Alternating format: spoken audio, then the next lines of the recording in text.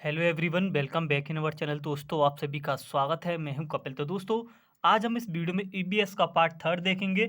इससे पहले मैं पार्ट टू तक का जो वीडियो मैंने पहले ही अपलोड कर दिया है। हर एक पार्ट में हम 20 क्वेश्चन आपको करा रहे हैं, जो कि आपके लास्ट ईयर जो प्रीवियस ईयर के जो एग्जाम हुए हैं आपके टेट के, हर एक टेट एग्जाम में जो आपके ईबीएस में जो क्वेश्चन पूछे गए वो करा रहे हैं। रिपीटेड क्वेश्चन कोई भी नहीं, सारे के सारे डिफरेंट क्वेश्चन है। तो आप एक तरीके का इनको आप रिविजन भी समझ सकते हो, प्रैक्टिस सेट के तौर पर आप इनको देख सकते हो। काफ़ी हेल्प रहने वाला है। अगर आप मैथ के लिए अगर आप हमारे चैनल को भी सब्सक्राइब कर सकते हो। अगर आप मैथ की तैयारी कर रहे हो तो प्लीज़ जाइए और देखिए। हम 100 क्वेश्चन का सीरीज आपको वहाँ भी हम करा रहे हैं, जिसमें 93 क्वेश्चन का वीडियो आपका अपलोड हो चुका है। तो प्लीज़ जाइए और देख लीजिए। तो चलिए शुरू करते हैं सेशन। अगर चैनल पर आप न्यू हो तो प्लीज़ चैनल को सब्सक्राइब कर लीजिए। अगर आपको वीडियो पसंद आए तो प्लीज़ ज़्यादा से ज़्यादा शेयर करिए, दोस्तों में शेयर करिए, वीडियो को लाइक करिए, चैनल को सब्सक्राइब करिए, साथ साथ बेल आइकन की जो नोटिफिकेशन उसको ऑन कर दीजिए। आने वाली जो वीडियो को नोटिफिकेशन है सबसे पहले आपके पास पहुंच जाए। तो चलिए, आज हम इस वीडियो में 41 से लेके 60 तक देखेंगे। पहला क्वेश्चन आपका दोस्तों ये है 41। 16 घास स्थल कहाँ पर पाए जाते हैं? तो देखिए, पहला ऑप्शन पश्चिमी घाट, पूर्वी घाट, या फिर हिमालय, या फिर विंध्याचल में पाए जाते हैं। ठीक है, इसका जो आपका करेक्ट आंसर है दोस्तों, ऑप्शन नंबर यहाँ पे ए है। जो आपके 16 घास स्थल है वो आपके कहाँ पाए जाते हैं? पश्चिमी घाट में। तो अगला है WIF wild life institute of India कहाँ पर स्थित है? काफ़ी इंपोर्टेंट क्वेश्चन है। पहला ऑप्शन आपका नई दिल्ली, ठीक है, कोयम्बटूर, अहमदाबाद, या फिर देहरादून। दोस्तों, इसका जो आपका जो आंसर है वो यहाँ पे आपका ऑप्शन नंबर डी आपका यहाँ पे सही है। देहरादून में आपका WIF। ओके, और WIF के आपके फुल फॉर्म भी आपसे पूछी जा सकती है, तो आप देख लीजिए ना। तो अगले क्वेश्चन की तरफ बढ़ते हैं। क्वेश्चन नंबर 43 आपका ये इंपॉर्टेंट क्वेश्चन है, कई बार रिपीट हुआ है, हर एक एग्जाम में पूछ लिया जाता है आपसे। और मीनामाता रोग ऐसी मछली खाने से होता है जिसमें अधिक मात्रा में क्या पाया जाता है? आप पहला ऑप्शन है आर्सेनिक, पारा, या फिर कैडियम, या फिर सभी। तो दोस्तों, इसका जो आपका आंसर है यहाँ पे, आई होप सभी लोगों को पता होगा, काफ़ी कॉमन क्वेश्चन है। ऑप्शन बी, पारा ज़्यादा होता है, इसी वजह से आपका मीनामाता रोग होता है। तो अगला क्वेश्चन है, वर्ष 1984 की भोपाल गैस त्रासदी में निम्न में से किस गैस के रिसाव के कारण हुई थी? जो भोपाल में जो आपकी त्रासदी हुई थी, किस गैस के रिसाव की वजह से हुई थी दोस्तों? पहला ऑप्शन आपका मीथेन है, दूसरा है नाइट्रस ऑक्साइड, थर्ड आपका मिथाइल आइसोनाइट है, चौथा कार्बन मोनोऑक्साइड है। दोस्तों, आपका यहाँ पे जो ऑप्शन है वो ऑप्शन नंबर सी आपका सही है। यहाँ पे मिथाइल आइसोसनाइट की वजह से भोपाल गैस त्रासदी हुई थी। चलिए बढ़ते हैं अगले और क्वेश्चन की तरफ। क्वेश्चन नंबर 45, तो देख लीजिए। क्वेश्चन नंबर 45 आपका दोस्तों कुछ इस तरीके से है। तो पृथ्वी की सतह पर वस्तु का भार क्या होगा, ये पूछा गया। पृथ्वी की सतह पर वस्तु का भार क्या होगा जिसका चंद्रमा की सतह पर भार 10 हो? ठीक है दोस्तों, आपको पता होगा जो हमारा एक फॉर्मूला होता है, अगर वेट अगर मून पे निकालना है तो 1/6 किसका होता है? अर्थ के मून का। अर्थ के मून का 1/6 होता है। अर्थ के 1/6 होता है मून पे, मतलब मून पे जब आप पहुंच जाओगे तो 1/6 आपका वेट हो जाता है। यहाँ पे जो वेट आपको दे रखा है चंद्रमा की सतह पे दे रखा है, यानी कि 10 × 10 करेंगे और आपका जो आंसर आएगा 6 न्यूटन आएगा। और वेट आपका एक तरीके का फोर्स होता है। यहाँ पे ऑप्शन नंबर सी आपका सही हो जाएगा। तो आपके सीटेट में आपके न्यूमेरिकल भी साइंस से पूछे जाते हैं। आप इनको देखो, बेसिक से न्यूमेरिकल आप तैयार करके जाइए। ईबीएस में क्या होता है, आपकी जनरल साइंस आती है, ठीक है, जीएस के रिलेटेड क्वेश्चन आते हैं, इन्वायरमेंट तो आपका पूछा ही जाता है। ठीक है, तो अगला क्वेश्चन देखिए। 15 ग्राम ml घनत्व और 3 ml आयतन वाले किसी वस्तु का द्रव्यमान आपसे पूछा गया है। तो डायरेक्ट आपको फॉर्मूला याद रखना है। डेंसिटी का जो फॉर्मूला होता है D मास अपॉन वॉल्यूम। आपसे मास पूछा गया, यानी कि मास डेंसिटी इंटू वॉल्यूम हो जाएगा। दोनों की वैल्यू आपको क्वेश्चन में गिवन थी। वॉल्यूम और डेंसिटी की मल्टीप्लाई करोगे तो यू विल गेट 45 ग्राम, यानी कि जो आपका ऑप्शन है यहाँ पे ऑप्शन नंबर वी आपका सही हो जाएगा। तो चलिए बढ़ते हैं आगे और क्वेश्चन की तरफ।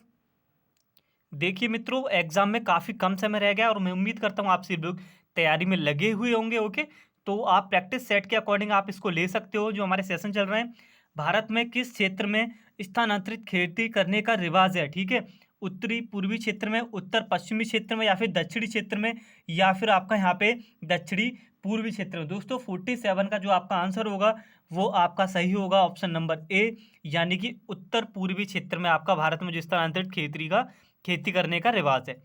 ठीक है, 48, निम्न में से कौन सा जल प्रसारित रोग नहीं है? मतलब कौन सा ऐसा रोग है इसमें जो जल की वजह से नहीं होता है? हैजा, टाइफाइड, या फिर हिपेटाइटिस, या फिर ट्यूबरकुलोसिस। ओके, तो इसमें से बताना है कौन सा रोग है जो आपका जल के नहीं होता, जल की वजह से नहीं होता। दोस्तों, आपका जो ऑप्शन यहाँ पे है वो डी आपका यहाँ पे सही है। और जल की वजह से जो आपके रोग हो सकते हैं तो मैंने नीचे एग्जाम्पल लिख दिए, आप देख लीजिए कौन कौन से आपके यहाँ पे डिसीज हैं जो कि जल प्रसारित रोग हैं। तो अगर ऑप्शन में आपसे पूछ ले जाएँ कहीं भी आप इनको एलिमिनेट करके लगा सकते हो। तो चलिए 49 की तरफ बढ़ते हैं। काफ़ी इंपॉर्टेंट क्वेश्चन दोस्तों, ठीक है। क्वेश्चन आपका है विश्व पर्यावरण दिवस 2018 की थीम क्या थी। चारों ऑप्शन आपको दे रखे हैं। तो देखो, पहला है प्रकृति से लोगों को जोड़ना, ठीक है। ये जो थीम थी आपकी 2017 में थी, और जहाँ पर ये ऑर्गेनाइज किया गया था वो आपका था कनाडा में, ठीक है। और जो इसका जो सही आंसर है दोस्तों मैं आपको बता देता हूँ, आंसर यहाँ पे आपका सी सही है। प्लास्टिक प्रदूषण को पराजित करना, beat the plastic, okay now. तो इसे कहाँ पर किया गया था आयोजन, इसका भारत में किया गया था। आपसे क्वेश्चन ऐसे भी पूछ लिया जा सकता है, ठीक है। तो ऑप्शन इसका सी सही है। तो चलिए बढ़ते हैं 15 क्वेश्चन की तरफ। 50 क्वेश्चन आपका केंद्रीय प्रदूषण नियंत्रण बोर्ड, ठीक है, कंट्रोल पॉल्यूटेड सेंट्रल बोर्ड, आपसे फुल फॉर्म भी आपसे पूछी जा सकती है, के अनुसार रिहायशी इलाकों के लिए ध्वनि की जो ऊपरी सीमा है वो आपकी कितनी है, ठीक है। या फिर पहला ऑप्शन है 45, 90, 55, 75। दोस्तों आपका 50 का जो आंसर है वो आपका यहाँ पे ऑप्शन सी सही है। 55 डेसिमल आपका यहाँ पे आंसर सही हो जाएगा, ठीक है। तो चलिए बढ़ते हैं अगले क्वेश्चन की तरफ। 51 वन्य जीव सुरक्षा अधिनियम किस वर्ष में पारित हुआ था। 1960 में, 1962 में, 1972 में, 1975 में। काफ़ी कॉमन क्वेश्चन है, उम्मीद करता हूँ आप सभी लोगों को पता होगा। नहीं पता तो देखिए आप यहाँ पे समझ लीजिए, इसका जो आपका आंसर है 1972 में आपका यहाँ पे पारित हुआ था। देखिए अगला क्वेश्चन, क्वेश्चन नंबर 52 आपका संकटग्रस्त जंतु दैत्याकार पांडा पाए जाता कहाँ पे पाया जाता है। ऑस्ट्रेलिया में, भारत में, चीन में, या फिर ब्राजील में। दोस्तों 52 का जो आपका यहाँ पे आंसर है वो आपका यहाँ पे है ऑप्शन नंबर सी, यानी कि चीन में ये आपका पाया जाता है। तो 53 क्वेश्चन देखिए, ध्वनि प्रदूषण का मापन किस इकाई द्वारा किया जाता है। जूल द्वारा, डेसिबल द्वारा, या फिर आपका न्यूटन, या फिर नैनो। दोस्तों इसका जो आपका आंसर है, और ये काफ़ी कॉमन क्वेश्चन है, उम्मीद करता हूँ आप सभी लोगों को आता होगा। इसका जो आंसर है वो यहाँ पे ऑप्शन नंबर वी, जो ध्वनि प्रदूषण का जो मापन है वो आपका डेसिबल में किया जाता है, ठीक है। तो चलिए बचे हुए 7 क्वेश्चन को भी हम देखते हैं। देखिए दोस्तों सारे के सारे इंपॉर्टेंट क्वेश्चन हर एक टेट एग्जाम में पूछे गए, चाहे आपका सी टेट हो, रीट हो, यूपी टेट हो, वी टेट हो, अदरवाइज कोई भी टेट हो, हर एक एग्जाम से हमने क्वेश्चन लिए। रिपीटेड क्वेश्चन मैंने कोई नहीं लिया, इसमें क्या मिक्स है, हर एक एग्जाम में जो आपसे पूछे गए, ठीक है। ये पार्ट 3 है, जैसे मैंने स्टार्टिंग में आपको बताया था, प्लीज़ जाके देख लीजिए।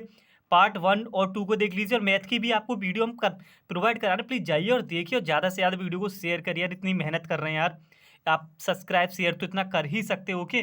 तो 54 आपका है, निम्न में से किस मृदा का निर्माण लावा द्वारा होता है, ठीक है। लाल मिट्टी, जलोढ़ मिट्टी, काली मिट्टी, या फिर लैटेराइट, ठीक है। आपका जो 54 का आंसर है यहाँ पे आपका है काली मिट्टी, जो लावा द्वारा आपका निर्माण होता है इसका, ठीक है। तो नेक्स्ट आपका है चिपको आंदोलन के प्रेरणा है कौन है। हेमंती नंदन बहुड़ा, सेकंड है आपका सुंदर लाल बहुड़ा, सी महात्मा गांधी, डी आपका मदर टेरेसा। देखिए काफ़ी कॉमन क्वेश्चन, और उम्मीद मैं करता हूँ ये आपको तो पता ही होना चाहिए। काफ़ी कॉमन क्वेश्चन है। चिपको आंदोलन के जो प्रेरणा थे वो दोस्तों आपके थे सुंदर लाल बहुड़ा, यानी 55 का जो आपका आंसर है दोस्तों यहाँ पे ऑप्शन नंबर वी आपका यहाँ पे सही हो जाएगा। तो चलिए आगे बढ़ते हैं, जल्दी से सारे क्वेश्चंस को कम समय में करने की पूरी कोशिश, ओके। भूकंप की तीव्रता मापने के लिए उपयोग किए जाने वाला यंत्र, काफ़ी कॉमन क्वेश्चन, हर एक टेट एग्जाम में, चाहे सी टेट हो, एच टेट हो, रीट हो, हर जगह आपको देखने को ये मिलता है, और मे भी पॉसिबल है दोबारा से आपसे पूछ लिया जाए। फिजियोग्राफ, बैरोग्राफ, कार्डियोग्राफ, या फिर सिस्मोग्राफ। दोस्तों देखो इसका जो आपका आंसर है ऑप्शन नंबर डी सही है। सिस्मोग्राफ से आप भूकंप की तीव्रता माप सकते हो, ठीक है। अगला क्वेश्चन आपका है मानव रुधिर वर्ग की सर्वप्रथम किस वैज्ञानिक ने खोज की थी, ठीक है। पहला है आपका लैंडस्टीन्स, पेंटिन एवं मास्ट, जेंग्स और कार्ल मार्कस। देखिए इसका जो ऑप्शन है वो आपका यहाँ पे ऑप्शन नंबर ए सही, लैंडस्टीन्स ने इसकी खोज की थी। तो देखिए 58 क्वेश्चन को देखते हैं। 58 आपका दोस्तों कौन सा इसमें वायुमंडलीय प्रदूषक है जो अम्लीय वर्षा का मुख्य कारण है। अम्लीय वर्षा किसकी वजह से ज़्यादा होती है, वो आपका है सल्फर डाइऑक्साइड, SO2। काफ़ी कॉमन क्वेश्चन है। तो चलिए 2 क्वेश्चन और फिर अपने सेशन को हम कंप्लीट करेंगे। देखिए दोस्तों 59 आपका है, इसमें से कौन सा द्विबीजपत्री पौधा है। बांस है, केला है, गन्ना है, सरसों है। दोस्तों इसका जो आपका आंसर है वो आपका ऑप्शन नंबर डी यहाँ पे सही है, जो सरसों है आपका द्विबीजपत्री पौधा है। तो अगला क्वेश्चन आपका किसी नदी के प्रदूषण स्तर की माप की जाती है, किसके द्वारा की जाती है। ATP, STP, BOD, या फिर WPL। दोस्तों इसका जो आंसर है वो आपका VOD है। आपसे VOD की भी फुल फॉर्म आपसे पूछी जा सकती है, मैंने यहाँ पे लिख रखा है बायोलॉजिकल ऑक्सीजन डिमांड। ओके, तो ये हमारा पार्ट थर्ड था जिसमें हमने 60 क्वेश्चन 41 से लेकर आज हमने देखे। तो अगले वीडियो में हम आपको मिलेंगे अगले नेक्स्ट 20 क्वेश्चंस को लेके। अगर आपको वीडियो पसंद आए तो प्लीज़ वीडियो को शेयर करिए ना यार, चैनल को सब्सक्राइब करिए, मेहनत करना यार, इतना तो आप साथ दे ही सकते हो। तो चलिए मिलते हैं अगले वीडियो में और न्यू क्वेश्चंस के साथ। तब तक के लिए धन्यवाद, take care and wait for the next video. अपनी तैयारी में लगे रहिए, कम से कम समय बचाए दोस्तों।